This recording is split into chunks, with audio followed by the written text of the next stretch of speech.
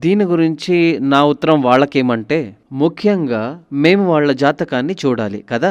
ఇప్పుడు మీకే ఇలాంటి ఒక క్వెషన్ ఉంటే, అప్పుడు ఒక మనిషికి, ఓ వ్యక్తి కోసం వాళ్ళ ఇంతకు ముందే నేను చెప్పినట్టు వాళ్ళ ఎడ్యుకేషన్‌కి తగిన పని వాళ్ళకి దొరక్కపోతే, వాళ్ళు చదివిన చదువు వాళ్ళకి యూజ్ కాకుండా పోతే, దానికి కారణం ఏమై ఉంటుంది? వాళ్ళ రెండవ స్థానంలో, అది వచ్చి విద్యా స్థానంలో పాపగ్రహాలుంటాయి. ముఖ్యంగా సూర్య, శని, రాహు.